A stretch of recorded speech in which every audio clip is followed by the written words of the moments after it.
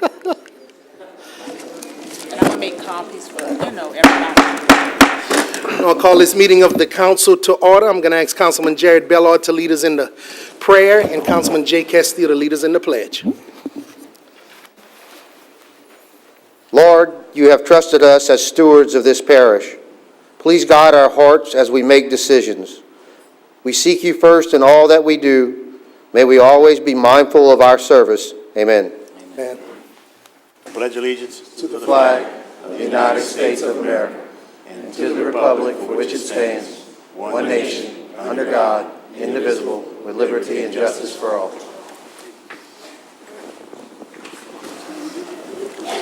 Thank you, gentlemen. We welcome you to the Lafayette City Parish Council meeting. We, as your representatives in the Lafayette Consolidated Government, welcome your involvement and encourage your participation. This meeting is a public hearing. If you wish to address the council on any item on this agenda, please fill out a blue request to address the council form, noting the agenda item number. The blue form is available to you in the foyer and should be submitted to the council clerk, Ms. Veronica Williams, seated to my left in the middle, prior to the call of that agenda item. It is important to fill out the blue form completely and note the specific agenda item number about which you wish to speak. If the card is not completely filled out or is not legible to the clerk, you will not be given the opportunity to speak. If you have materials you wish to submit to the council, please give those to Ms. Williams along with your blue form. In an effort to allow everyone an opportunity to be heard, the 5-minute rule will be in effect. Speakers shall refrain from debating, personal attacks, and from making confrontational or derogatory comments. I am requesting that the first row to my left be used for media only. Lastly, food and drinks are not allowed in the auditorium, and all phones and electronic devices shall be silenced from this point forward. I am also requesting that anyone who approaches the council state their name and title for the official record. Meeting procedures are by resolution and not by Robert's Rules of Order. Documents, including agendas, ordinances, resolutions, and minutes related to this meeting are posted online at www.lafayettela.gov or refer to the web address on the top of the agenda. The council encourages your involvement and participation by volunteering for boards and commissions. If you are interested in finding out which board suits your interests, call 291-8800 or pick up a pamphlet at the front door. I do have a number of chair announcements to be noted. First of all, Council Member Patin, that's Keith Patin, representing District 8, will be unable to attend tonight's meetings due to a previously scheduled business issue. Also, item number 8, regarding the building of a grid shell pavilion, has an amendment being offered to clarify issues and to indemnify the agreement. Also, item number 12, regarding appropriations adjustments within the Utilities Department, has an amendment being offered to revise the attached budget revision. Item number 21, regarding salary increases in the District Attorney's Office, is being pulled prior to introduction to get additional information prior to that introduction. Item number 22, regarding the introduction of the Unified Development Code, will be pulled from the in-global list for separate vote due to a number of proposed amendments.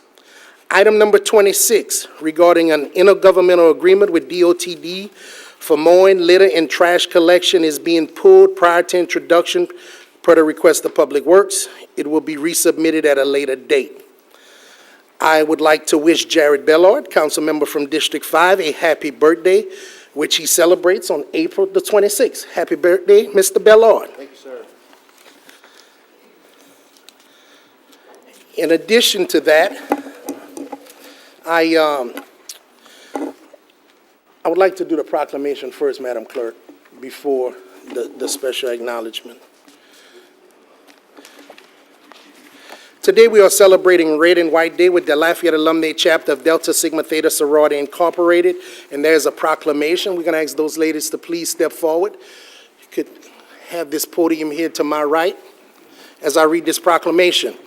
Whereas Delta Sigma Theta Sorority was founded January the 13th of 1913 by 22 collegiate women at Howard University. And whereas Delta Sigma Theta sorority was incorporated in 1930 and is a private, nonprofit organization that provides assistance and support through established programs and local communities and throughout the world. And whereas Delta Sigma Theta Sorority Incorporated is the largest African-American Greek-lettered sorority, a sisterhood of more than 200,000 predominantly African-American college-educated women. And whereas the Social Action Committee of the Lafayette Alumni Chapter for Delta Sigma Theta Sorority Incorporated acknowledges the vision of Red and White Day that began at the Louisiana Legislature in 1984 and has resulted in Red and White Day stemming from a Louisiana tradition observed by many of the sororities' more than 1,000 chapters throughout the country and held annually at the nation's capital in Washington, D.C. And whereas members of Delta Sigma Theta Sorority Incorporated are to be congratulated for their outstanding achievements in community service for the past 102 years. Today, we recognize the Lafayette Alumni Chapter as they celebrate their second annual Red and White Day. Whereas Delta Sigma Theta Sorority Incorporated uses its 5-point program, thrust of economic development, educational development, international awareness and involvement, physical and mental health, and political awareness and involvement to uplift, encourage, and develop the global community.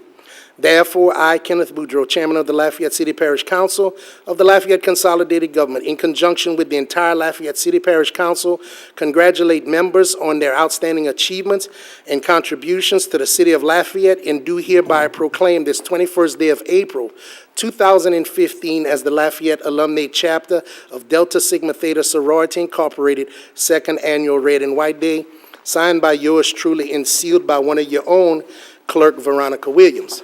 I do have to add that when I arrived at work this morning, I was in a brown suit with a blue shirt and a blue and brown tie. And I was reminded it was Red and White Day and I needed to go home and change by the clerk, one of your members. So I wear my red shirt in honor of you ladies as well. Thank you all so very much. Thank you.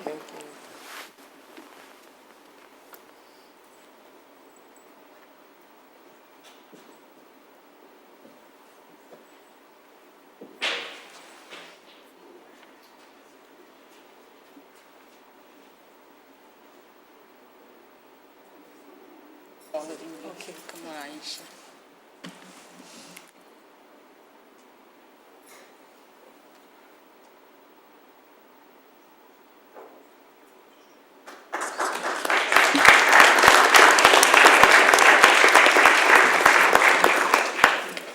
Good evening. My name is Leah Tapo, and I am the president of the Lafayette Alumni Chapter of Delta Sigma Theta. Delta Sigma Theta sorority is a nationally recognized sorority with 102 years of service. Our local chapter has been implementing projects and programs that have been stimulating social action in Lafayette and the surrounding areas for over 30 years. My sorors and I have come before you once again to express our gratitude for the proclamation that recognizes our second annual Red and White Day. Red and White Day on the national, local, and state level is a powerful day of direct social action, engaging our legislators and elected officials, and in educating ourselves on issues that are involving our communities. Red and White Day is essential in creating ideas that help to resolve those issues. We would like to also express appreciation for the partnership with the Black Pages of Greater Lafayette.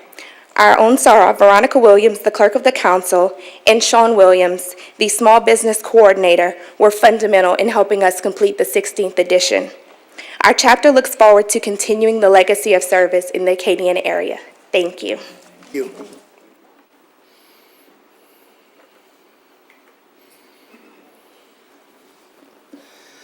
Okay, the next item I would like to take care of is to do yet a formal introduction of the new director of our airport here in Lafayette Parish. I had the great fortune of being asked to participate on the search and I guess interview committee, if you would, as you all know, and it was a great experience, and I think that we have truly landed the best person for this position. If you all remember, for those who have been here since 2008, one of the big political items at that time was the conditions and the circumstances of the airport. We had the comp plan and other things was going on, but there was a lot of issues related to ethics and meeting laws and all types of stuff. And this new commission has come in and has really done an excellent job in cleaning things up, getting the business together. We are now just experiencing a change in directorship, but I tell you, they, in my opinion, have really gotten it right. So I've asked Mr. Stephen Piku to come forward, along with the vice chairman of the commission, Mr. Paul Gilbo. They have also provided us with the annual report that was just for your records, and it's a handout. But I'm going to first go to Mr. Gilbo, who many of you all already know, and he'll introduce the new airport director. Thank you, Chairman Boudreaux. Appreciate y'all giving us some of y'all's time so we can talk a little bit about what I call the hidden jewel of Lafayette Parish, and that's Lafayette Regional Airport. In 2014, we had a very, very exciting year. I want to commend y'all and thank y'all for approving our request to go to the voters to let them vote on a 1-cent sales tax, which we started collecting on the 1st of April. And I can assure you we'll quit collecting on the 30th of November. I still got some very good friends that don't believe that. We're going to have some type of media celebration either on the 30th of November or the 1st of December to tell the people we either quit collecting at 12 o'clock tonight or we quit collecting at 12 o'clock last night. It was a very good experience. We made over 40 presentations. I was involved in over 30 of them. The first hurdle we had, as y'all well aware, it was people did not trust government, and I'll say it publicly. We had a hard sell. We provided people with answers on every question they had. If we didn't have it at the meeting, the next morning, whoever was handling the get-together, we would provide them the answer so they could disseminate it by email or whatever. So I think between that and the selection committee for the airport director, we have cut some new territory. It took us a little while to get on board for the, to get the new director on board. But I think, and we're available to sit down with anybody that would want to know what reaction we had on presentation, how we did it. We're available to do that. So I want to thank y'all again for doing that. Publicly, I want to thank Chairman Boudreaux for serving on the Executive Committee, Director Search. I chaired the committee. He had to spend quite a few hours. It took us a while to do it, but we were able to bring a Louisianian back home, which was impressive. I think we got a good person in Mr. Piku. He's been here about 6.5 weeks, and I can already relax at home and not have to worry about too many problems that goes on at the airport. I think he's going to be a terrific leader. He's going to bring this airport to the next level. So with that said, I'd like to introduce Stephen Piku from the Bobby Hebert area.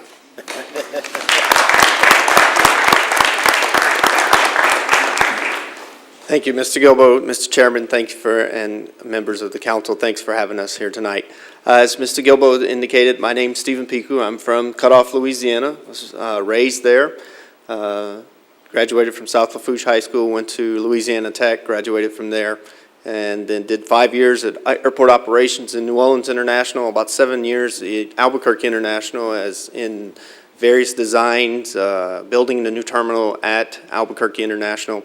Then moved on to Amarillo International and was the deputy director there for about 7.5 years, built a new terminal there as well. So I think that's why I got hired, because I can build terminals.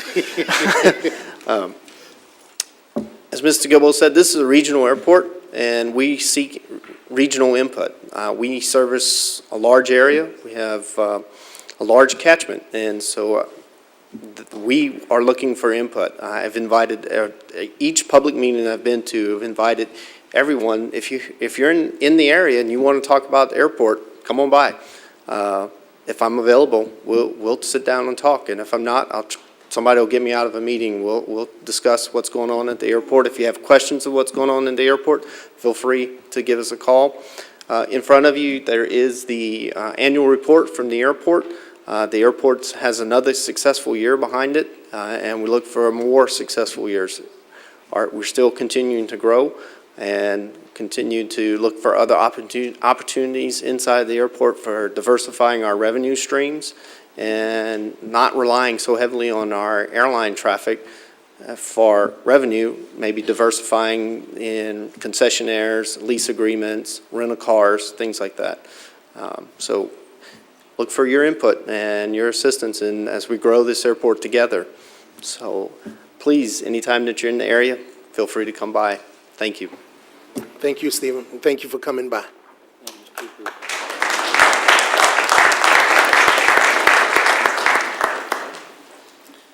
Okay, my final announcement before I turn it over to other council members who may have announcements.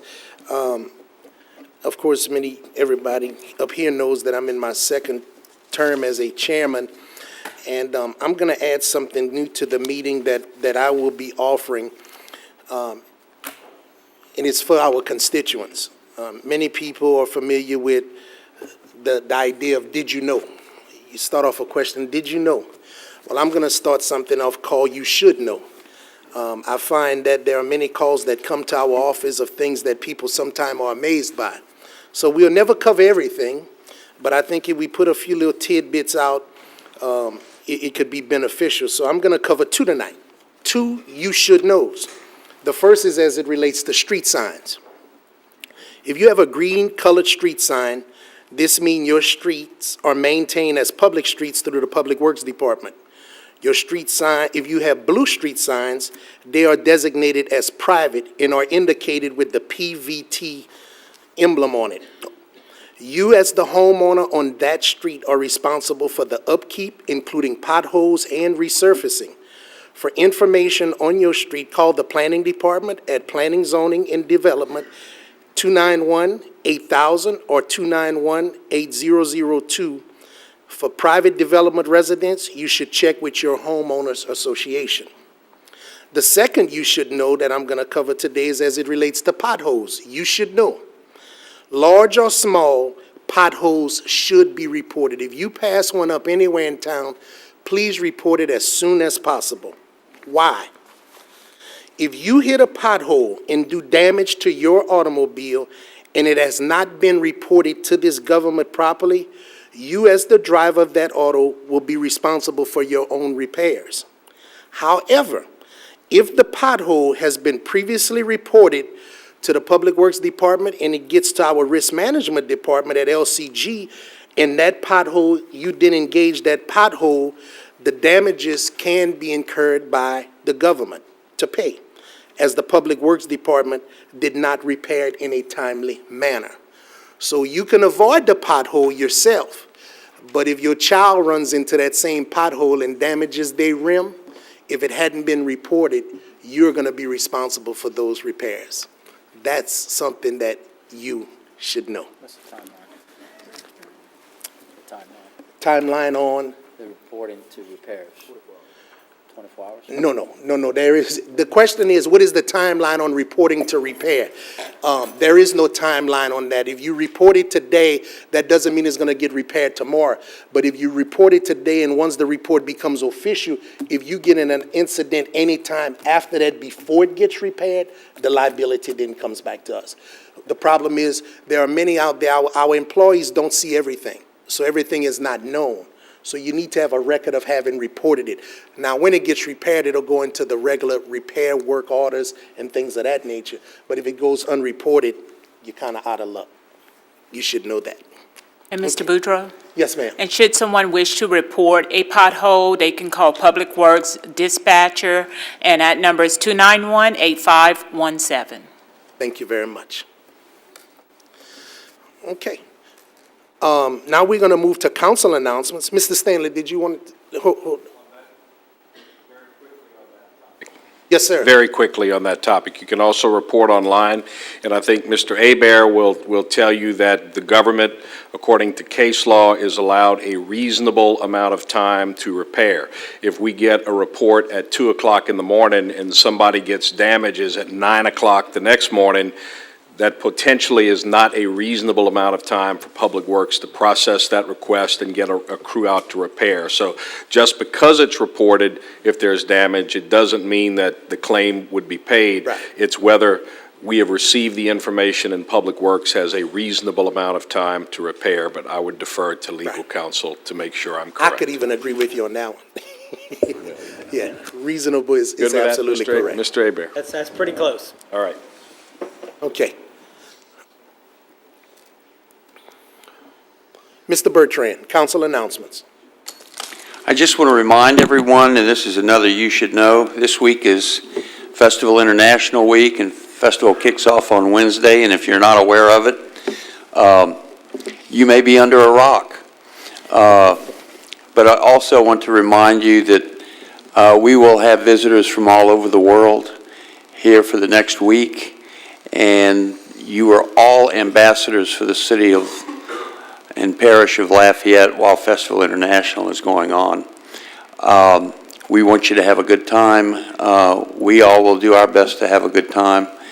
And if you're lucky, you just might meet someone from a foreign country. So just remember that it kicks off on Wednesday, and we should have some brochures around the building someplace, but I know they'll be all over town in the next day or so. So we welcome you all, and we ask you to welcome all of those out-of-town visitors as well. And that's all I have, Mr. Boudreau. Thank you very much. Any other council announcements? Okay, seeing none, we're going to now go to the executive president's report. Mr. Durrell. Thank you, Mr. Chairman. First of all, I forget if we haven't met since then, but just to give you a little, tell you a little story about what happened in this room fairly recently. We had about 30 mayors from around the world visit Lafayette, including the mayor of Geneva, Switzerland, Paris, Montreal, Quebec City, and many, many other places, including many from Africa. We even had one gentleman who was former president of Benin, Africa.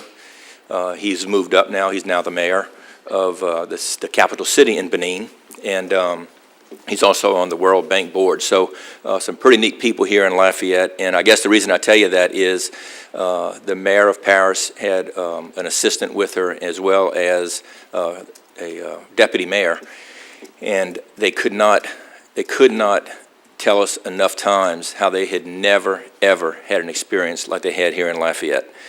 We brought them, we had meetings in here. We brought them to City Club for a lunch. Zachary Richard went in there and sang a little bit, talked to them a little bit. And the mayor of Paris got up, sang a couple of tunes of Zachary Richard's music. From there, we took them. We wanted to share this with Acadiana. We took them to Lake Martin on a boat tour. I'm not sure if all the mayors of Africa were that excited about seeing some birds when they get to see lions, tigers, and everything else, but it was pretty neat. They enjoyed it a lot, and from there we went to New News in St. Landry Parish, and all of those parishes participated financially in some of the things that we did. I was glad to see, because that's true regionalism. But I will tell you, I had never been to New News, and when we drove up, we thought, oh my God, we're bringing the mayor of Geneva, Switzerland, and Paris to a barn.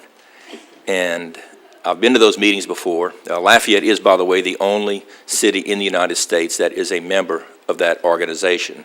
It's an organization of mayors from Francophone and Francophile cities, and Lafayette was the first and only city. I understand New Orleans is now going to join. But anyway, so they had their first meeting ever in the United States here in Lafayette, and they had a blast.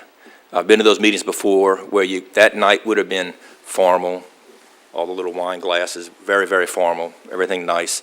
They got to go there, and we all let our hair down. I just haven't gotten mine back yet. But they got to taste crawfish étouffée, jambalaya, gumbo, catfish courtbouillon. We had people stitching quilts. We had blacksmithing going on, 2 or 3 different little bands playing music. And they came up to me over and over again. They said, the deputy mayor said, we've probably been to 50 things like this, and we have never had an experience like we've experienced here in Lafayette, which is all of Acadiana. So a really great opportunity. As I told the people at New News that night, I guess a couple of hundred people, I said, just think, next week, 30 mayors from all over the world are going to be talking about New News. Pretty neat stuff. Another thing I want to say is that in this year's last State of the Parish that I gave, I talked about our bond ratings and how our bond ratings have never done anything but go up since we've been in office in 2004, since we took office. And that's important, and the reason a bond rating is your credit score. A bond rating means that when we borrow money in New York, we pay more money towards the principal instead of towards interest. So we get to put more concrete in the ground instead of paying that money towards interest. Our bond ratings have never done anything but go up. They've never gone down at all. We went there one time years ago when the economy in the country was really bad. And when we got there, you could see the mood. The heads were hanging. Things were terrible. And when we finished, they said, "You don't know what it feels like to hear a good story." And that was a Lafayette story. A few weeks ago, we sent a group, I couldn't go, Dee went on my behalf, and it was a bond rating trip to New York, where we bring it to Wall Street and tell them what we have. And I'm thrilled, happy to say that LUS has been upgraded from an A+ to a AA-. The LPPA has gone from an A+ to a AA-, and LUS Fiber, the communications department, has gone from an A to an A+. Very significant about this isn't the mayor talking. You hear a lot of baloney from time to time politically, and this is people who rate our bonds are not people who have any sort of a political agenda. They're experts in their field. They are people who understand what's important financially and how well things are going. And so despite things you've ever heard or see every now and then in the news, LUS and LUS Fiber is doing very, very well based on the expert opinions of the people on Wall Street. So congratulations to Terry, to Laurie, to your team, to all of LCG and LUS. That's a really, really good feather in our cap. So congratulations.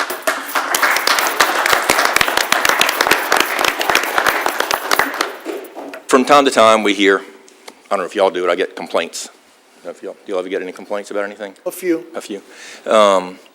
Project Front Yard has been a real great thing. In fact, today, Catherine McCormick and her team with Project Front Yard met with St. Martin Parish, I believe Acadia Parish.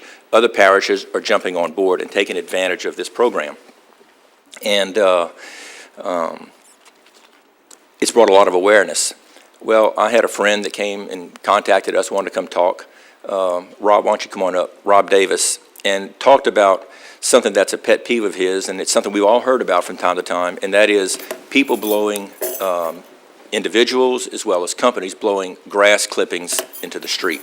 It's against your law. There's an ordinance against that. It's bad for our drainage, it's bad for our bayous, it's bad for the waterways. And he said, what can we do to bring more attention to it? I said, well, heck, Rob, why don't you come talk about it at a council meeting? That's a good way to bring a little attention to it. And I would rather do that. I mean, I feel like if it's probably as much an educational issue as anything else. I don't think anybody wants to get fined. I think the fines can range from $250 up to $1,000 on a third offense. And rather than regulation, I would rather see education. So, Rob, I'll let you talk about your pet peeve and what you've seen and what you've witnessed. And thank you, Joey. Mr. Chairman and council members, thank you for allowing me a few minutes. I'll be very brief. As Joey said, my name is Rob Davis. I've been a resident of Lafayette since 1968. I live near St. Thomas More in Keith Potan's district. I own a marketing and PR firm here in Lafayette. A little bit about me, it'll help you understand why I'm here. I'm a former member of the Lafayette Convention and Visitors Commission. I served as president of that organization. I served on the board and executive committee of the then Greater Lafayette Chamber of Commerce. I was honored to serve as chairman of the Cleanest City of Lafayette for 2 years, several years back. And my wife, Jan, also has served on the Bayou Vermilion District Board and the Board of Vermilionville. As such, she and I are both keenly aware of how our community is perceived by both visitors and residents. Mr. Bertrand, you mentioned festival. We have a lot of outside eyes looking at Lafayette this week and trying to develop an opinion, and they will go home with that viewpoint of Lafayette. My background gives me an acute awareness of how much energy and money we spend to invite convention and visitors to come here, and how much effort we put forth to try to get a business to locate here. We bring people down to look at our community so that they can establish their business here, and they can bring families here, their own families and those of their employees, to be part of our city. But when they get here, we often don't present a good first impression.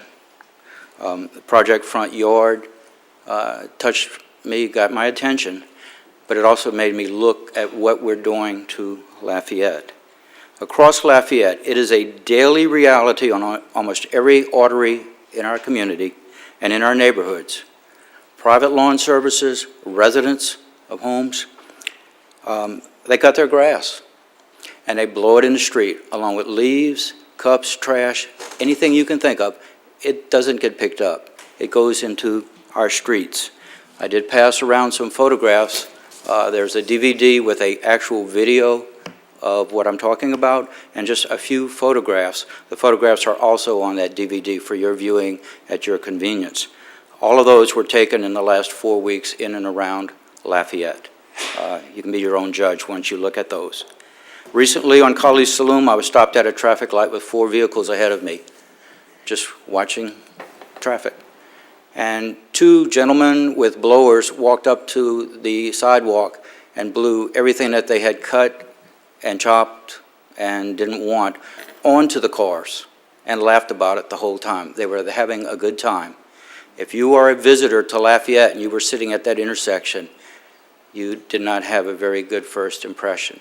It was the impunity of it that caught my attention. That one event brought me here today.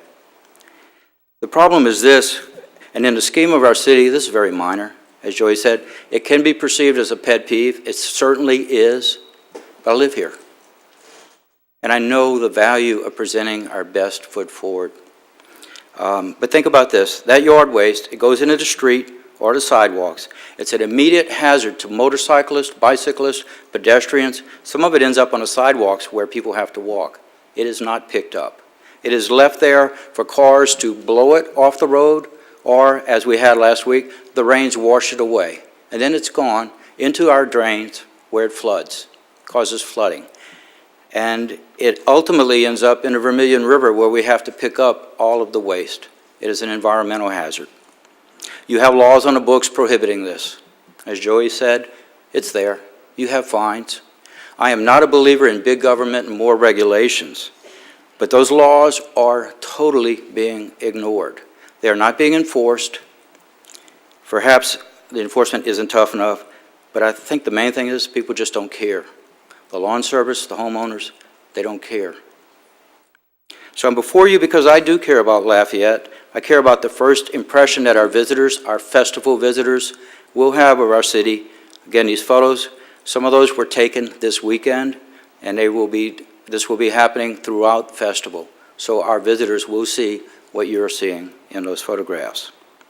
We have to do better, and it starts with you, our government. I'm a citizen. I can only do so much, but that's why we have a government, to help change things like this.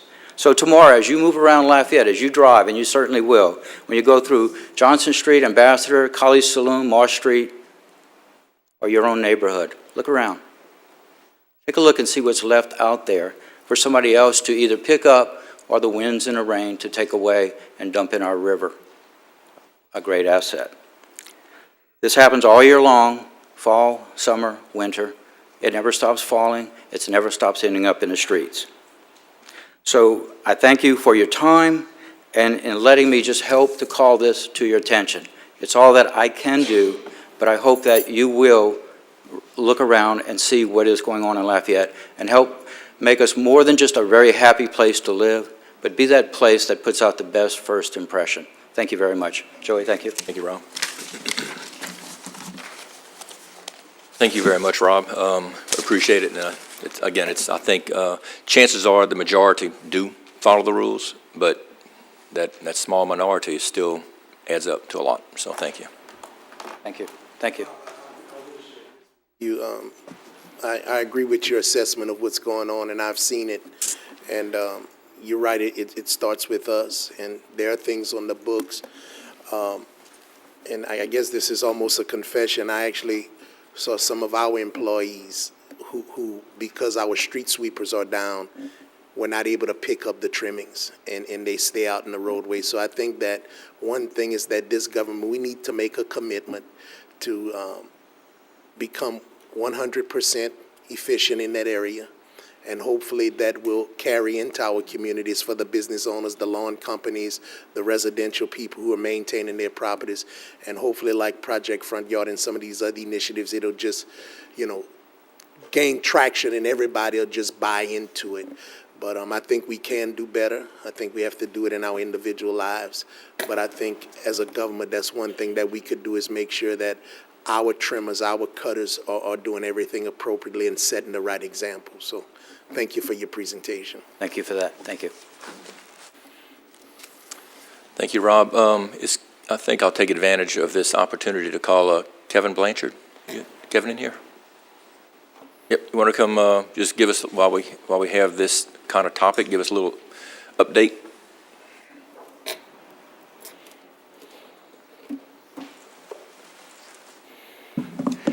Very briefly, gentlemen, I was here a couple of weeks ago talking about yard waste, garbage pickup with Republic, and let you know that I would give you an update so everybody would kind of be on the same page of where we are in regards to that service and some of the issues that Republic has had in pickups lately.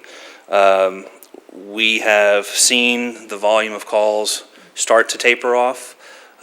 Still too many each day, but that number is decreasing. We have been speaking with Republic about a particular route that they have, which is the Friday route, which involves a lot of South Lafayette, south part of the parish, where there's been a lot of growth as of the last 10, 20 years. And they are right now working through how they can reroute on that Friday route to kind of make the Friday route smaller so it's more manageable because it's grown so hard. And in particular, you can imagine if you get missed on Friday, then you have a good chance to have your garbage out all weekend, which is doubly frustrating for the customers who have to live with that situation. So when we had those discussions with Republic, we told them, A, we need to get a clear picture from you guys what the issues are. B, we need to kind of know what the plan of attack is going to be on how you're going to pull out of this. But C, everybody at the table knows those Friday routes are an issue, so we don't need to wait on that. Like, let's start moving on that. They have, in the last week, brought in 6 additional employees above their normal staff. They've done this taking folks from other parts of Republic, from other cities, so that they have now, for the last few days, been running full routes, having all the trucks on the routes. That has been their issue, is turnover and, not having enough employees to run the full route, so not being able to get all their trucks out. And so for the last few days, all the trucks have been out. As of today, all the Monday routes should have been completed. And as of tonight, all of the Tuesday routes should have been completed. And that's a report that I got this afternoon. So we're definitely aware of the situation. We are feeling, I think, cautiously optimistic that we've identified what the issue has been for the last month or so. And we're going to be vigilant to make sure that continues. I get a report every day. My folks are talking with their operations folks every day. And so just want to let you guys know. I know we get calls here. I hope we've seen the volume of calls decrease at the council level too. So, Kevin, what impact, if any, has this had on our internal staff, our inspectors, as it relates to inspecting the contractor, but performing other duties as it relates to other requests for services? It has definitely been a strain on staff time. In fact, for a while there, the volume of complaints was so high that we made the decision to actually take an inspector just to help us keep up with the complaints, because as part of the contract, when we issue fines, there are certain things that need to be done as far as reporting and recordation to back up the fine. So we actually moved somebody over to help us with that because we definitely didn't want to, in some cases we were missing whole neighborhoods for days at a time, and we needed to be able to quantify that as per the contract. But so far that's been it, other than just the volume of calls and just, especially on the clerical staff and the folks that answer the phone and keep up with the city works complaints and the like. They've been working pretty hard, but I think everybody at this point kind of sees the light at the end of the tunnel. And I think you mentioned it, but there was, I guess, a relaxed period there for a while as it relates to misses and fines. Mm-hmm. Are we back in I guess, in status of reported misses, untimely pickups? Yes, we're Contract is back in full fine mode. In fact, probably over the last, today's the 21st. I think the last count I had in the last 2 weeks was something about $4,000 in fines. So, part of that is, and that's high. I mean, it's historically high, or near the historic high for that time period. And again, part of that is because when we moved a staff person to go help, that enabled us to actually keep up with the full amount of fines, So, At the end of the day, though, improved service is paramount. absolutely. Like, in the words of one of our constituents, the fine is fine, but they still paid for a service that in their mind they did not receive. So Absolutely. service is everything. You have a few council members. Mr. Andy Nakhan? Mr. Blanchard, I just wanted to highlight, if you don't mind, kind of put Plaza Village on radar. I'm still getting some complaints from people Okay. in there of yard waste. I'd appreciate an inspection just to see. And I'll pass through myself again just to see what's going on. But thank you, Mr. Blanchard. Yes, sir. Councilman Bertrand? Do we have any areas that are still in fine status? And I'm not trying to identify who they are, I'm just wondering if we still have some areas, like some of the Friday pickups and that Right. stuff. We shouldn't. At this point, that's kind of what I meant by being caught up with Monday and Tuesday, that no one's going to be fined for Monday and Tuesday pickups, that if there was something that was missing yesterday, they've picked it up by today. Okay. Do we know where we are with Friday pickups? We should be caught up with Friday. Should be caught Yeah. up? Okay. good. Now, we still have some pockets of yard waste that we still get reports about. One of the problems that we've had is folks have just, one of two things have happened. Some things have fallen through the cracks, I guess maybe because of just the sheer volume that we were experiencing a few weeks ago, that some requests got missed. And then some folks, God bless them, have been really patient for a couple, 3 weeks, and we're just hearing about the complaint now. So I definitely would encourage anybody that if you think your yard waste has been out longer than a week, it's supposed to be picked up generally the day that your trash is picked up, definitely give us a call so we can make sure that's on the list to catch up with. Okay. Are you feeling like you're back on schedule with yard waste, or? At this point, I think, I don't want to completely say, we're in the clear. I know that the news from the last couple of days and the fact that they've been fully staffed for the last few days is encouraging. They've been working weekends also to get caught up. So I'm encouraged. I think that, we need a few more days at least to kind of see things operational to make sure that we're already there. Okay. Well, thank you. Yes, sir. Mike down. Mr. Terrio? Mr. Blanchard, if you don't mind, maybe we can use this as information for the public also, but I also have some questions about, in dealing with the fines, if the fines come through the consolidated government and we get notice of a missed pickup, that's how we attribute that to a fine, but if an individual customer calls Republic Direct and still goes beyond a certain time frame, that is not logged in as a fine. Am I correct? I'm gonna explain it to you as best as I understand it, Councilman Terrio, because I think that you might have hit on what is potentially they are required to give us a monthly report of all of their complaints and how, the complaints that they received Right. and how those complaints worked out. We still get a bulk of the calls, and so we still have a good idea of the sort of the volume of what happens, and certainly when the council gets those calls, then we're getting those too. I'm not sure exactly how the system works, to tell you the truth, between when a call comes into the Houston office Right. as opposed to a Lafayette number, and how that gets transferred over. I have had discussions with residents who have said they've called the Houston office, reported it, called back again, reported it, and they said it was going to be taken care of, and it was continually pushed off, so. Right. One other thing, and look, I know everybody's eyebrows are going to raise, but some of the people who, and you mentioned earlier, is that they're paying for a service they're not receiving on this. One suggestion was that some of the fines that we receive from them should be maybe given back to some of the customers who are not receiving the service that they're paying for, so. I've definitely fielded a lot of those calls myself, and we've had some formal requests for that sort of thing.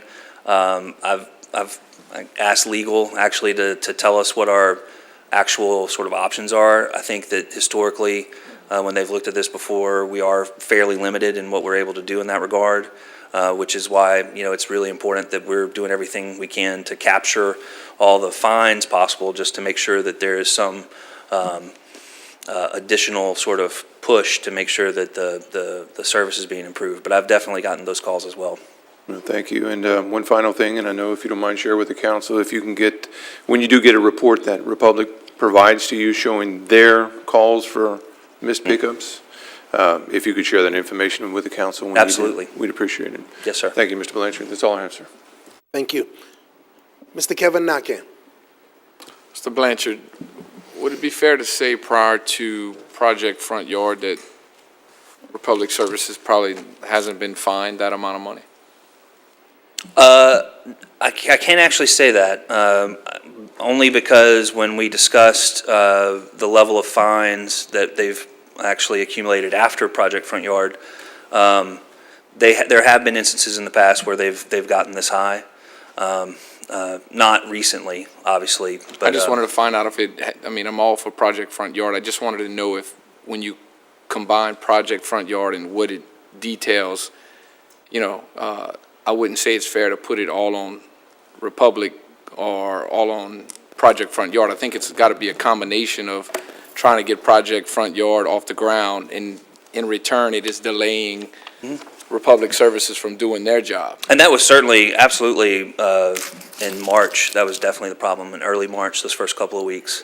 Because I'm getting the same calls that everyone else is getting, that they feel like they're paying for service and they're not getting it. So, again, for the record, I support Project Front Yard. I just think that when we're looking at what's the issue, in my opinion only, I think you have two things trying to get done, and unfortunately it's putting a strain. I don't know if one should have been done later, or maybe come up with a better solution on how to accomplish it without, having our constituents get lack of service. Can I weigh in a little bit on that?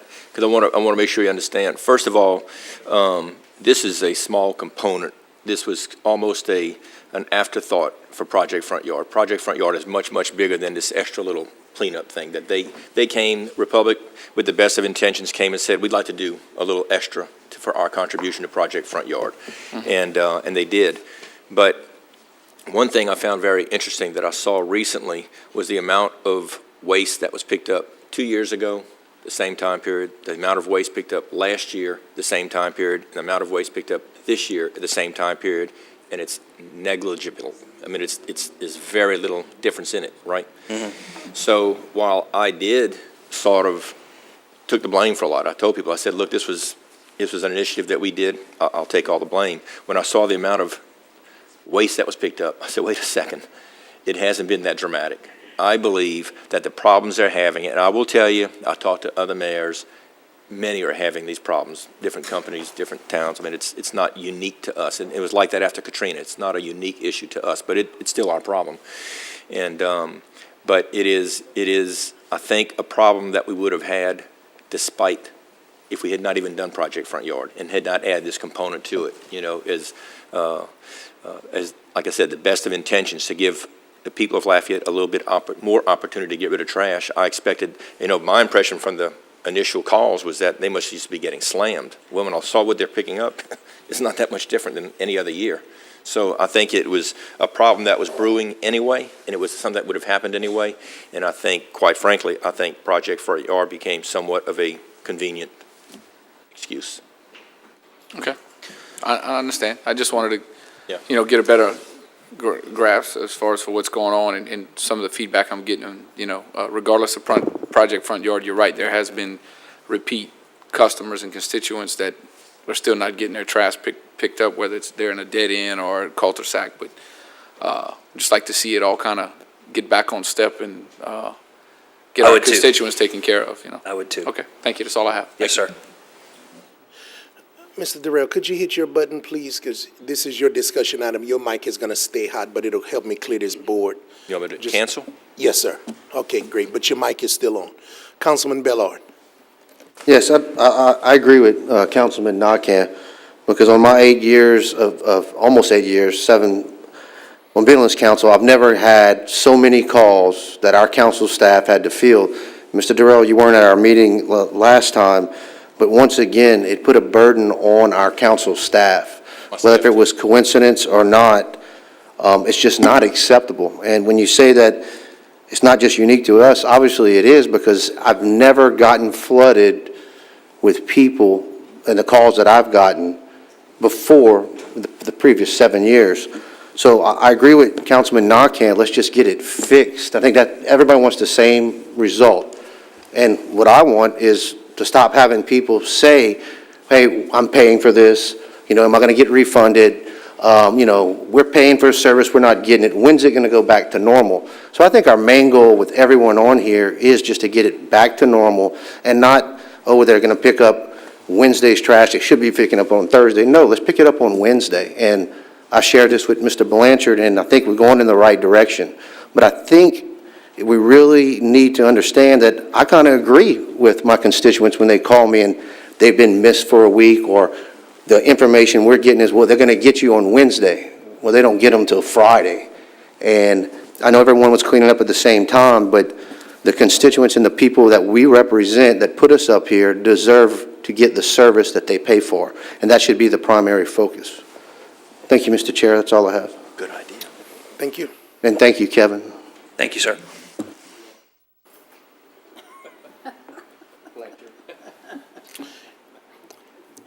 Does that conclude your reports for tonight, Mr. Durrell? Yes, it does. Thank you. Thank you. Okay, we're now going to move to comments from the public. That's item number 5. We do have some blue cards on the record, so. Mr. Chair? Yes, ma'am. We do have one speaker who wanted to speak on waste collection, who signed in to speak on waste collection. Okay. Who is that person? Henry Broussard. Mr. Broussard?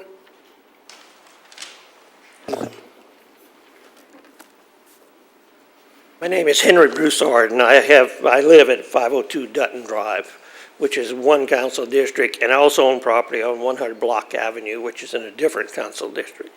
This problem, Mr. Blanchard indicated, was a recent problem. That is not the case. Over the last several years, I have made report after report after report about yard waste or trash or recycling not being picked up on a timely basis. In one case, Mr. Pope came to my rental property and picked up my yard waste because I had made so many calls to his office over a week or more, and it still wasn't picked up. This goes on every week, not just recently. It's been going on. You know, I should not have to call to have my yard waste picked up, my trash picked up, or my recycling picked up. We're paying for it. They were responsible to fulfill the contract. And where my rental property is, I counted 40 houses that had yard waste that had been over a week, which would have equaled, had they have all reported, $1,000 in fines. Finally, when I reported, it finally got picked up, but not for another day or two. And this just goes on and on. It just, it's aggravating when you got a call to get it picked up. Today, my recycling was picked up. The can was left completely in the street. I have a picture of it if you want to see it. Why? I don't have a ditch that it can fall in. I've had culverts put in my ditch, and there's no reason for those cans to be in the street. Thank you. Thank you. Was that the one speaker on? Okay. Now we will move to item number 5, which is comments from the public. Remember, this portion of the meeting is an opportunity to make your voice heard before the council, the administration, and the public. This is the time to speak about topics that are not included as agenda items. As I noted earlier, requests to make comments specific to an agenda item should be made prior to the call for that agenda item by completing a blue request to address the council form for each agenda item. Please, we request that all matters regarding specific city parish employees be directed to the administration and that it not be addressed in this public forum. We as a council have a concern for the privacy and protection of government employees. With that said, however, if your concern is not resolved in either an expeditious or satisfactory fashion, there are other avenues which you can pursue, and we ask that you follow up with the council office. Also, confrontational statements and/or threats will not be tolerated. We ask that you conduct yourself in a civil manner and with the same courtesy that you would expect of others. And of course, the 5-minute rule is in effect. Madam Clerk, first speaker, please. Ricky Brasso. Mr. Brasso. You'll wait to the unified code. Okay, thank you. Next speaker, Karen Mayord. Ms. Mayard.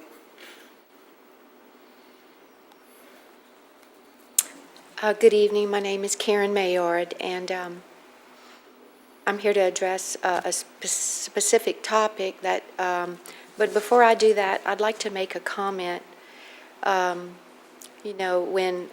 When someone gets involved and starts, decides to come to a meeting like this, they begin to learn something. And one of the things that I learned was a walking quorum.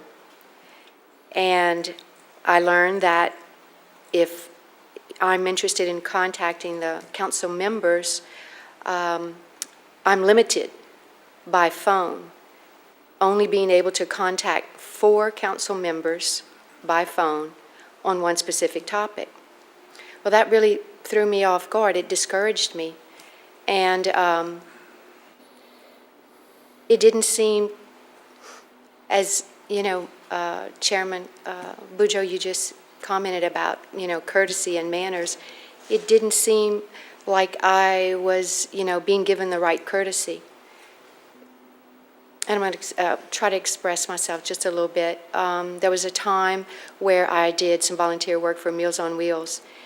When you go inside the homes of those people, who have food brought to their doorstep, most of them do not have cars. They certainly don't have computers. And I would ask the board, to consider the fact that, are you assuming that everyone has access to a computer, that everyone has access to a car? Are our rights of free speech being infringed upon because, we can't make a phone call to more than 4 council members? I'd just like to ask that question, and maybe you could think about it. Specifically on the North Side TIF. My husband and I have lived on the North Side for about 35 years. And the reason why we chose the North Side was because we think it's more beautiful than the South Side. And we like the fact that there's not a whole lot of traffic there. So while we might like the development of Louisiana Avenue, yes, it's convenient to go to that little Target store and Ross and whatnot. Every time I look at my receipt, I would tell myself, I can't wait till that 9% goes back down to 8% again. Well, with the extension that's being proposed, not only do I pay 8%, but I pay temporarily 1% for the airport and another 1%. Well, that adds up to 10% temporarily. I don't like taxes. And the reason why I don't like taxes is because my husband is a small businessman, and through that process of building a business, we have learned what it's like to pay taxes when it comes out of your pocket, when it's at the end of the year, or, whenever the quarter comes. We know what that feels like. And, even if it is 1%, I think that it would be a great source of encouragement to the people, whether they live on the north side or not, to find out that, a few million dollars were already collected early, 3 years early. And, I think it'd be wonderful for people to hear, hey, look what you did. And we did it early, and we're making some progress. We should give the people of the area words of encouragement. Because, when I'm out, I found out about this over a little bit of a week ago, and I realize now I only have 2 weeks to contact my friends and family and neighbors to let them know, hey guys, would you like paying 10% tax? 2 weeks, that's barely enough time. But anyway, I'm doing my best, and that's why I'm here tonight. And, I'm asking you guys not to extend that TIF, even though you probably could find some little way to do it. The developer has not even been named that supposedly needs these additional funds. Again, I'm going to go back to my husband because I see him work so hard as a small businessman. And I'm glad that my children have an opportunity to see, what it takes to give to a small business. If you're not involved in small business, you really don't know what government is like. But so the developer, has not been named, and but yet I'm being asked almost to build someone else a house and pay for it. All right. Yeah. Please be a source of encouragement is what I'd like to say, and thank you so much. Thank you. God bless. Mr. Bellard? Yes, and I guess this question would be to Mr. Abear. She had mentioned that, if I heard her correctly, that she couldn't contact all the council members as far as something to do with a quorum. Can you explain that, please?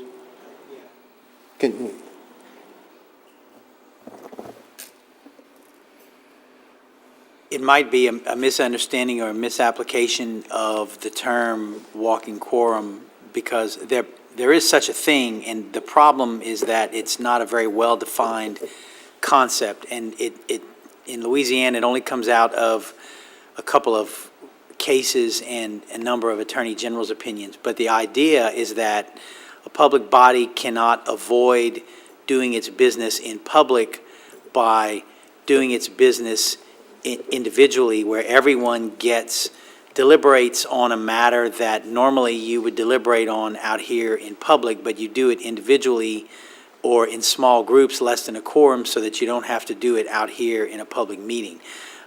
That's the general definition of a walking quorum.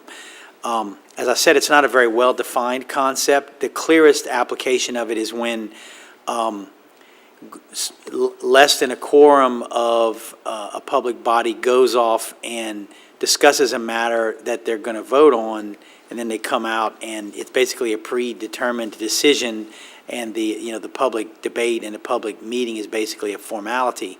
The only 2 cases I'm aware of in Louisiana that have discussed a walking quorum, actually, when they looked at the facts, found that there was not a walking quorum. I think the most recent one's a couple of years ago when a school board members were passing each other in the hall saying, how are you going to vote on this? What do you think about this? Or something like that. And it was not a pre-designed effort to get around the open meetings law, so the court found it was not a walking quorum. There is a concern about council members, all being contacted about a common matter that is going to be voted upon. But at some point, the First Amendment rights and the rights to, lobby and petition your government outweigh the issue of the walking quorum, especially since the walking quorum is so ill-defined. It sounds like, I'm not sure who talked to the citizen about that, but it sounds like maybe we need to refine that policy and that practice internally. I would not have considered that, under what she just said, I would not have considered that to be a problem. Well, I guess what my major concern is, and it happens all the time, whether it's a planning zoning thing or anybody, it could be like tonight, the smoke-free thing, that every individual contacts just about every council member. So I don't want to discourage the public, whether you be a constituent or if you care about an issue, to say that it's illegal for them to contact all of us as long as we're not together. I don't see that as being illegal.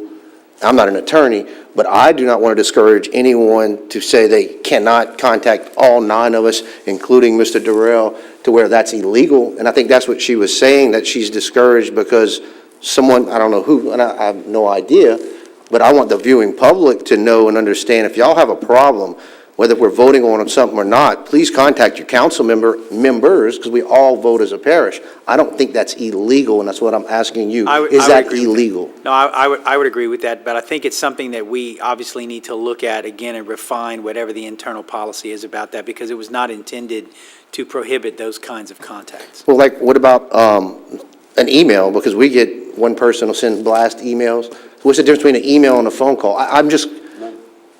Those things happen all the time. So we can I say that it's perfectly okay and legal, if you're a constituent of this parish, you have an issue with something, please contact all of us and we'd be safe. You have a right to contact your elected officials and your administration. Okay, thank you. Thank you, Mr. Chair. That's all I have. Mr. Bellard, I'm familiar with that situation, and just so you could understand it, it wasn't her direct contact with council members. It was when she asked a staff person to relay a specific message to each member. That's when it kind of became inappropriate, but she was actually advised to send an email directly, or she could even call directly, but it was a message to be given by one of our staff members to each, and it was a specific message on a position related to this topic, and that's what was the problem. And is that illegal, Mr. Hebert? The contact was the problem. Basically, the constituent called the council staff member and said, please email this to all council members, this is how I feel. Is that a quorum and illegal? Can you put him hot, please?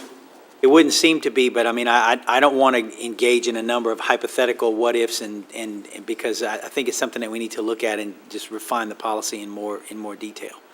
Because once again, I want the public to contact all of us. And if their only way to do it is contact the council staff has previously emailed us, please call such and, at least I've got them with all of us on there before. I don't see an issue with that. Okay. And then, I mean, Mr. Boudreaux, that might be just a policy deal, but I did not know that had happened. Number one, my biggest thing was when I heard her say that, I didn't want to discourage anyone in the audience, Absolutely. no matter who they are, that it's not illegal to contact. We can't all go meet in the same group. I mean, we have, open meetings law, but they can contact us. And then I guess we need some type of policy if we want the staff, if someone has something, maybe we can look at that, Mr. Chair, and with you, Ms. Veronica, that maybe that's some policy we don't want to have, where you take the time, you go blast the email out. And I can understand that if it's taking away council time, but I just want to make sure it's not illegal to do what we're doing as a public entity up here, and we're here to serve the people. Thank you, Mr. Boudreaux. Thank you. Thank you. Just one comment as it relates to that concern for that potential development to take place to benefit that community. I actually tend to agree with the speaker. The same people who receive the meals in their home, who don't have transportation and the ability to get different places, by locating these goods and services in closer proximity to their home, it makes it more accessible. So I think that actually she helps the argument as far as I'm concerned, because I know those people without transportation, it would be difficult for them to get to places like Ambassador Catherine, Kali Saloom, and Broussard and Youngsville, where all this growth is taking place. And then, of course, it's well known that the option not to go, if you rather shop at an 8-cent place rather than a 10-cent place or a 9-cent place, that option is still available to each of us as individual consumers. So, next speaker, please.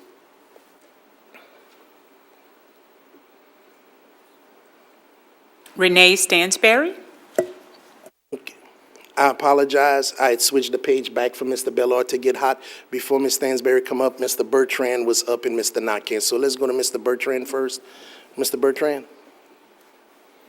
I just wanted to ask Veronica to please check with our staff members and make sure that they understand a walking quorum, and if we have to, maybe we need to have staff meet with Mr. Abear or somebody to explain that, because I don't think what she was doing is a walking quorum search. Of course, we have to watch what we do because we can be accused of a walking quorum pretty easily.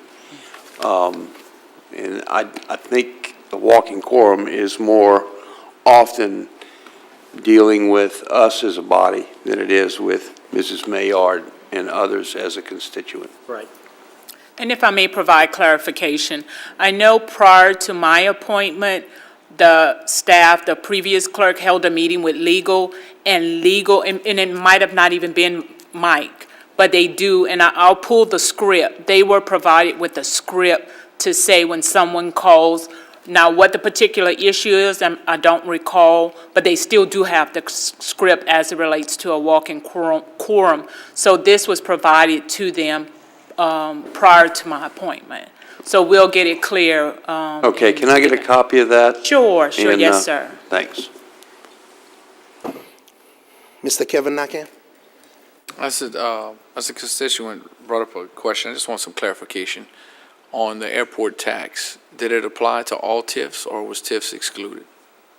No, as I understand it, it's a sales tax. It's not for TIFs. Yeah, it's. But it goes on top of whatever? It's everywhere, yeah. Okay, I just wanted to be clear. Okay. All right. Next speaker, Ms. Clerk, Madam Clerk. Renee Stansberry. Ms. Stansberry?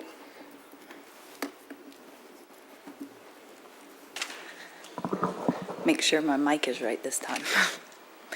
My name is Renee Stansberry, and I'm the Region 4 Manager for the Louisiana Campaign for Tobacco-Free Living. Thank you for allowing me to speak to you tonight about a very important issue, healthier air for all. Healthier air for all would give all workers a safe environment to work. All workers have the right to breathe clean air. Would you agree that our musicians do a lot for our community?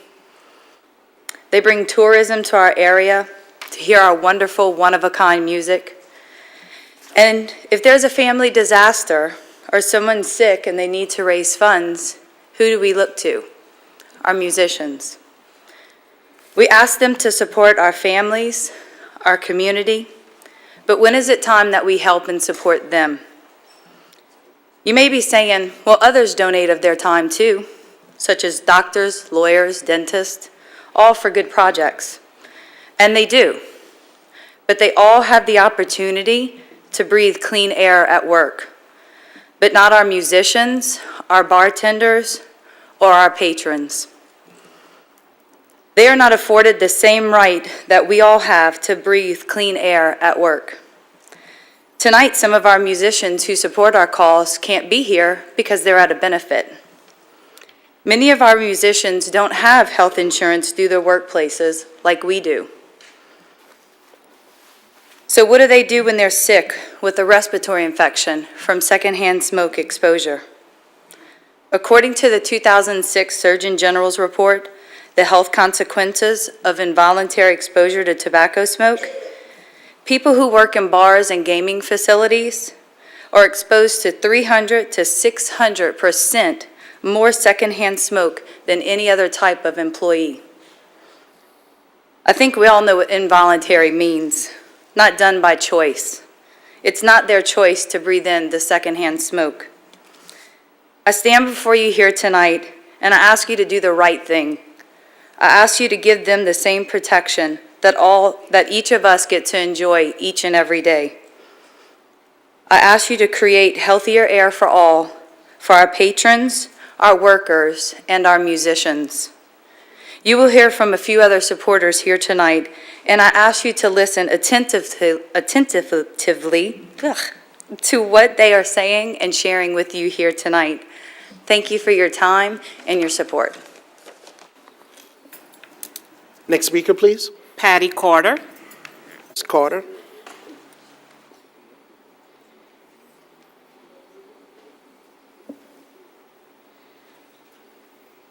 Good evening. My name is Patty Carter, and I came tonight to speak to you about a situation at the horse farm. The horse farm charges fees for booths and different activities, farmers market booths, and this all goes to a nonprofit called the Lafayette Farmers and Artisans Market. It is a nonprofit. This nonprofit is not owned by Lafayette Central Park, which operates the Hart Farm. I took it upon myself to download from the Lafayette Corporation website who the officers are of this nonprofit. The officers are Joey Durrell, Mark Hernandez, Maxie Crane, Sheila Durrell, and Janet Wyatt. And I'm wondering if this nonprofit was ever put out for bid to anyone in the community, if any other nonprofits are allowed to operate out at the horse farm. The fees for booths is not cheap. Booth space is $30 to $35 weekly with a $25 application fee. Some of us in the public would like an accounting to how much money has been garnered from fees at the horse farm and what monies have been dispersed out of those same collections. We feel that Lafayette Central Park should have been the one operating this nonprofit, not people in the current government of Lafayette. Now, we would like to see if any nonprofit is able to put forth what monies they have collected, may be transparent to the public, and we would like to see that happen with the Lafayette Farmers and Artisans Market. And if there's any conflict of interest. We would also like to know how many employees are paid out of this nonprofit, how it was determined who was in possession of this nonprofit, and can any other nonprofits operate out there for maybe other activities out there, if that's allowed. And also, it was told to the people in Lafayette that no public monies would be used for the horse farm. It would be all donations, private donations. And I have in my possession a public document from Representative Joel Robideau's office that in the last legislative session, $750,000 was appropriated of taxpayer money for the horse farm improvements. Now, that's not private donations, that's taxpayer money. The total state funding for the horse farm out of public money has been $10 million. And the public should be allowed to know what's been done with this money that's been appropriated to this point in time. And we would really like to know how much money has been brought in and what that money has been spent on for this nonprofit, and why the people that are the officers in this nonprofit are the officers, and why Lafayette Central Park is not in charge of this nonprofit. Thank you very much. Thank you. Next speaker. Africa Dauphiny. Wait, got a late. Mr. Bellard? If possible, whatever the questions you have, can you give them to the clerk of the council so we can follow up on them for you? Certainly. In writing, please. And I do have copies from the Secretary of State's website. If you can give that to the clerk, please. Okay. Thank you. Thank you. Thank you, Mr. Boudreau. You're welcome. Next speaker, Africa Dolphiny. One second. Oh, okay. The board kind of lit up. Mr. Durrell. Yeah, I will say that we haven't gotten a penny from the state. The board has not gotten a penny from the state. That so far it's funny money. You know, it looks, and it's not us who did that. I mean, we won't turn down anything. But you know, from the standpoint of us saying no tax dollars would be used, we've been true to that. To say that somebody in the future won't do that, if the people voted for a tax later to go to the horse farm, it would go there. That's not our choice. That's the people's choice. And you know, if the state decides to allocate money, I can't imagine Lafayette not taking it when they build performing arts centers all around the state for other communities, and they spend money on a lot of projects around the state. We certainly deserve our fair share to come back, but that was a request that was put in by our legislative delegation, and but as of right now, we have not received any money from the state. Mr. Bellard? Yes.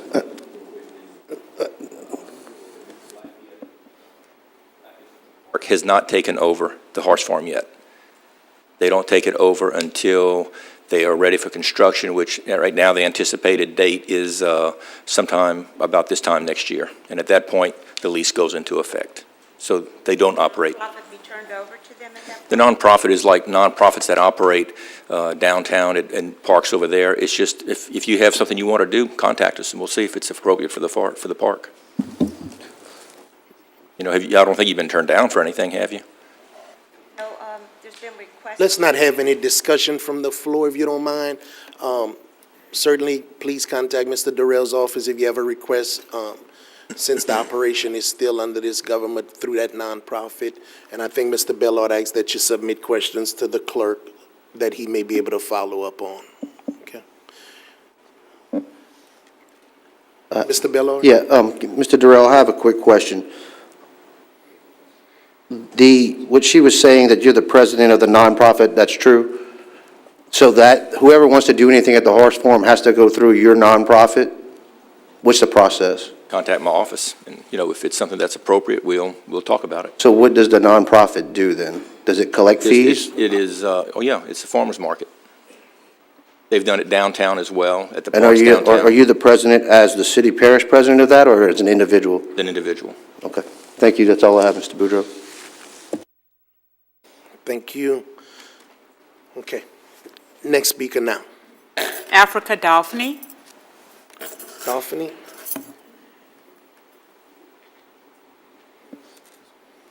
I would like to thank the council for allowing me to speak this evening. My name is Africa Dolphiny. I'm the supervisor and nurse practitioner for St. Bernadette's Community Clinic, owned and operated by Our Lady of Lourdes. And I'm here in support of the Smoke-Free Lafayette. I take care of a number of those individuals that work in our bars and casinos here in Lafayette because they don't have insurance. And they come in for a number of respiratory issues. I'll start off by saying there is no risk-free level of secondhand or third-hand smoke. You breathe in secondhand smoke when there is smoke blown into the air by a smoker. This is mainstream smoke. From the burning end of a cigarette, pipe, or cigar, this is side stream smoke. Smoking also leaves these same harmful chemicals, and there are 7,000 chemicals and compounds in tobacco, hundreds that are toxic and at least 69 that cause cancer.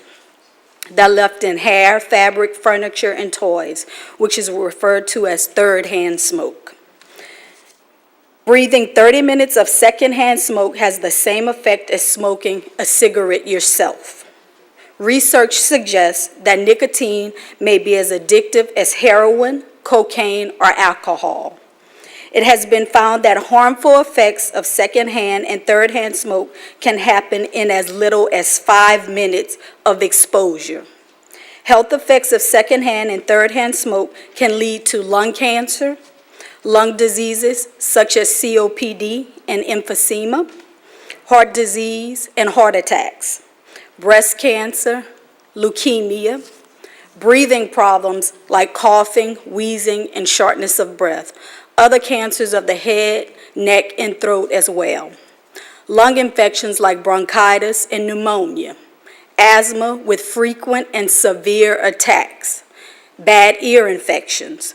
It not only affects the individual, but pregnant women who are exposed to secondhand smoke are at risk for miscarrying or losing the baby, giving birth early, have a baby who doesn't weigh enough, have a stillborn baby, have a baby with health problems, have a baby with underdeveloped lungs, and have other health problems while giving birth.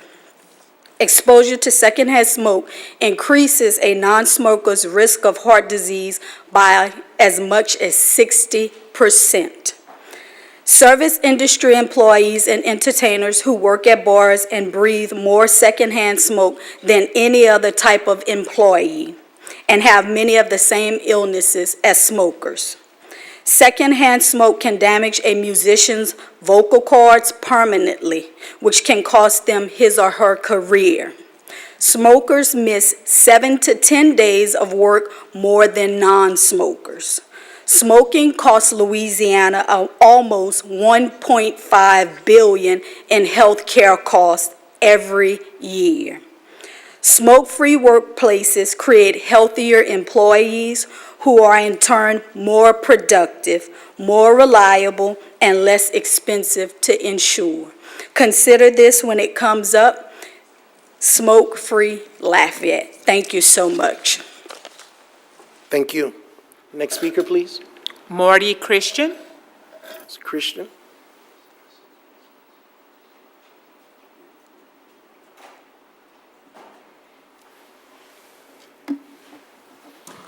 Hi. Good evening, everybody on the council. Thanks for taking the time to listen to me. And I'm also here, my name is Marty Christian.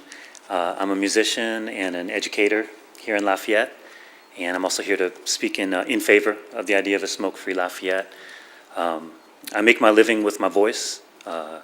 When I play music, I'm a singer and I play guitar. I've also played guitar for a lot of wonderful singers here in Lafayette and in Louisiana.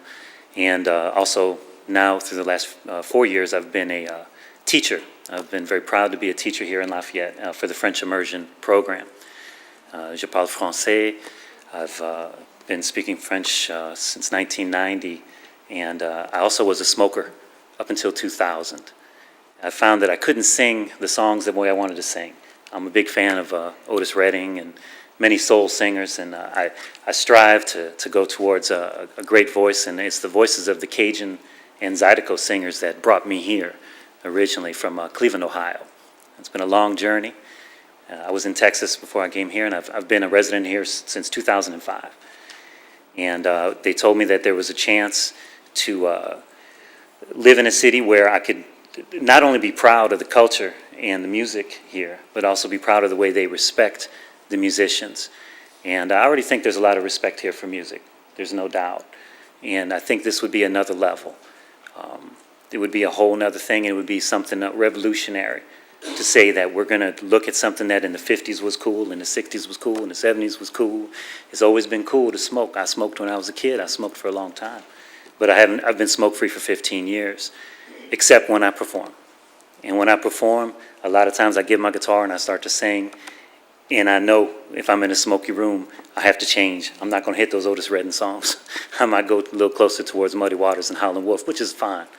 But as the night goes on, I don't take a lot of breaks. Musicians love to play. It's hard to get us off a stage. And I'm telling you what, if it's on a boat and the boat's moving, I'm still playing.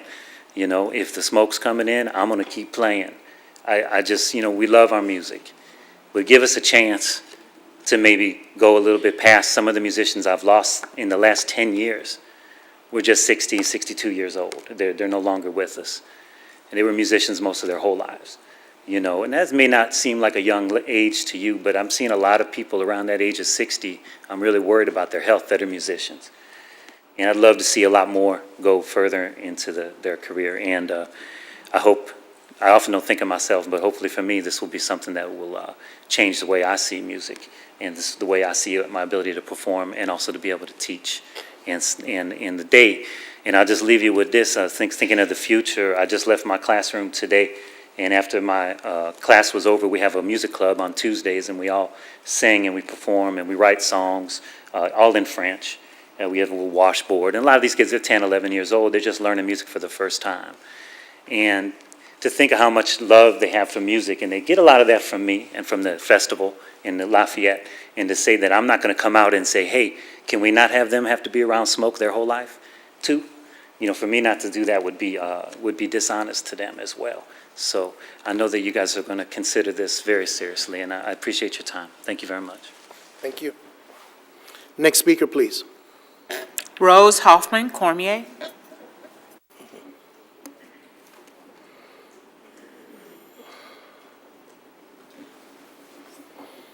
Chairman Boudreaux, members, council members, Mr. Durrell, Mr. Stanley. My name is Rose Hoffman Cormier. I'm a caring citizen who supports the smoke-free ordinance. I have been a proud member and volunteer of this community since I came here to attend USL 45 years ago. The last time I spoke to you, it was to support the smoke-free ordinance for restaurants. Both my children were wait staff in restaurants at that time.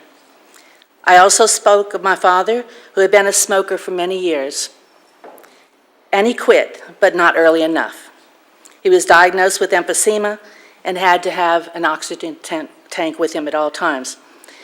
This all contributed to his death due to a massive heart attack when I was pregnant for my first child. I do want to thank you, though, on behalf of myself and my family, for passing that ordinance back then. Most of you know me as the person who ran a health information center for 24 years here in Lafayette. In all those years, I researched a great deal of information from members of our community on the dangers of smoking and secondhand smoke, and spoke about this health topic on TV and radio many times.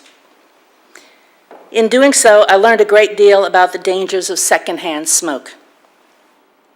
I recently attended a tobacco-free living, smoke-free event at Jefferson Street Pub with Chubby Carrier performing.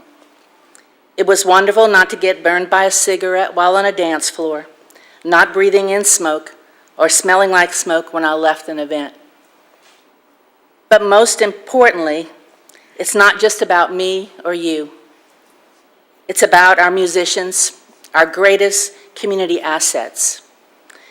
It's also about our bartenders and waitresses, our future generation.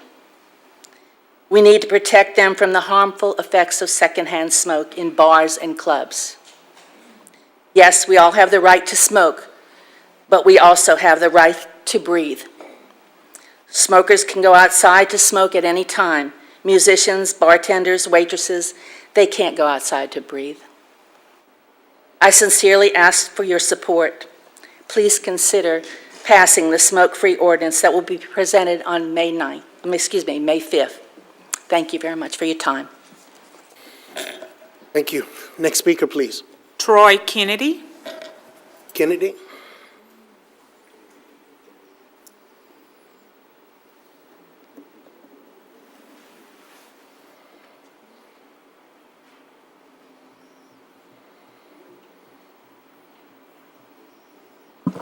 Good evening.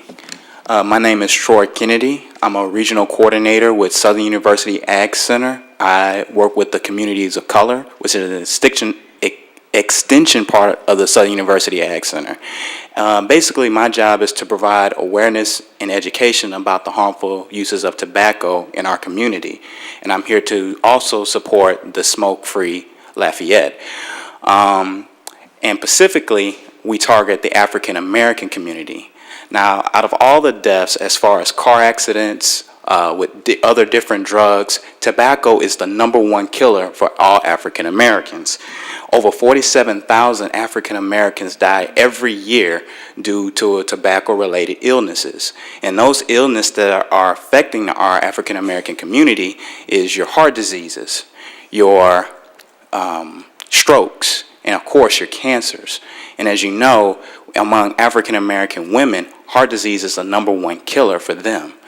So it's our job to promote that awareness and education and let them know and actually get in the community and give them the services and promote that awareness and education, because in those low-income areas, they're poverty.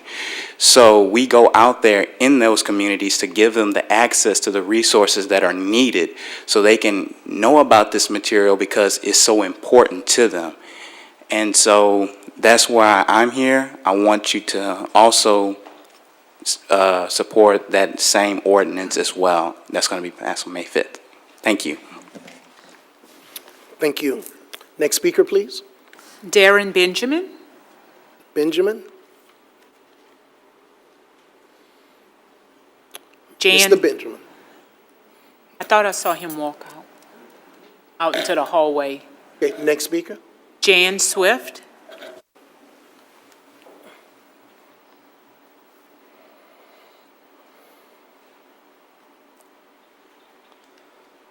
Good evening, and thank you for your time. It's been a long time since I came before you. I'm appearing as a private citizen, and I want to thank you all for listening to us tonight, and I'm glad I wasn't the first person to speak, because I'm not the best to speak about the ill effects of tobacco in lives. I don't have all the statistics, although several years back I was a statewide representative promoting tobacco-free living. I met Chubby Carrier, David Egan, and others that have had either personal effects or family members that died of cancer and tobacco-related illnesses. I signed on willingly because of my own family's tragedies. I was with my father, who was a smoker.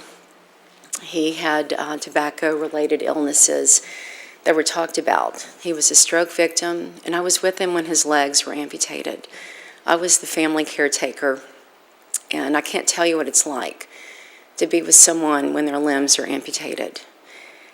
And so when I was contacted, I said, you know, it's hard for me to stand up publicly because I represent business interests. But when I found out that when a community goes smoke-free, not only in their restaurants but in their bars, business receipts go up. Now, you know as well as I do that Lafayette is the gem of our state, and we need to be the gem of our country. I personally believe if we go smoke-free, people like me that are in their middle 50s and older will start going back to bars. I don't like being in a bar. It reminds me of being in a car with my father when I was a little girl, trapped in the car with smoke. When you're in a bar and people are smoking, you're trapped. Not only the servers, the musicians, but people that want to be there. It's yucky. You know, we're better than this. I know that the people representing downtown want to see the best for your businesses, and I thank you for what you're doing to listen to us.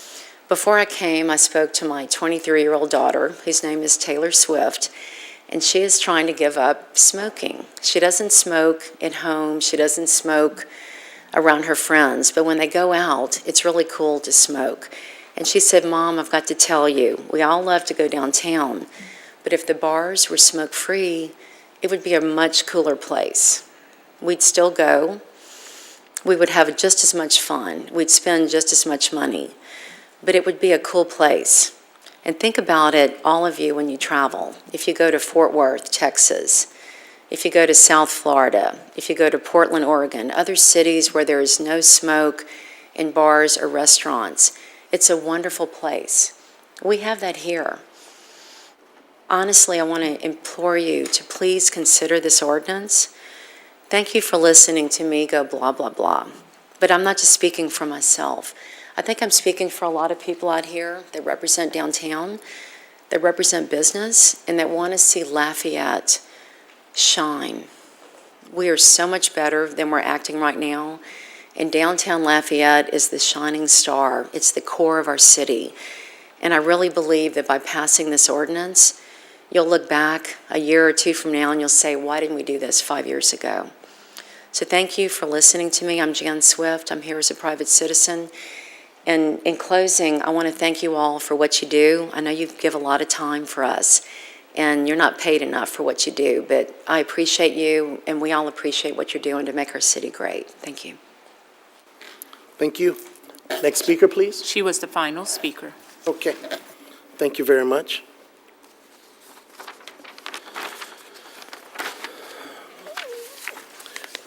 We'll now move to ordinances for final adoption. Again, this is a public hearing, and blue sheets are available for anyone wishing to address the council. The 5-minute rule does remain in effect. Jeremy, can you please read number 6? The Parish Council amending the comprehensive zoning ordinance and the official map of the city of Lafayette, providing for the annexation of additional land into the corporate limits of the city of Lafayette, Louisiana, case number ZON 2015-6, Chateau Mirage et al. Annexation, located generally north of Douillon Road, east of Rue de Bellier, south of Ridge Road, and west of Johnson Street, which is located within Lafayette City Parish Council District Number 5 for voting purposes, and assigning zoning classification of general business. Motion by Mr. Bertrand, second by Mr. Andy Nakane. Any council discussion? Seeing none, are there any blue cards? Flo Meadows, if needed. I don't think there's any questions at this time. Okay, could you please call the vote? District 1? District 2? Yes. District 3? Yes. District 4? Yes. District 5? Yes. District 6? Yes. District 7? Yes. District 9? Yes. Motion is approved. Ordinance 65, 2015, an ordinance of the Lafayette City Parish Council authorizing the Lafayette City Parish Consolidated Government to sell an Elgin street sweeper which is no longer needed for public purposes to Scott Construction Equipment LLC for a total bid price of $8,500. Motion by Mr. Bertrand. Can I get a second? Second by Mr. Andy Nakane. Mr. Terrio. Mr. Boudreau, I'm just asking very nicely. I heard earlier you talked about seeing grass clippings on the road, and we didn't have a street sweeper to do it.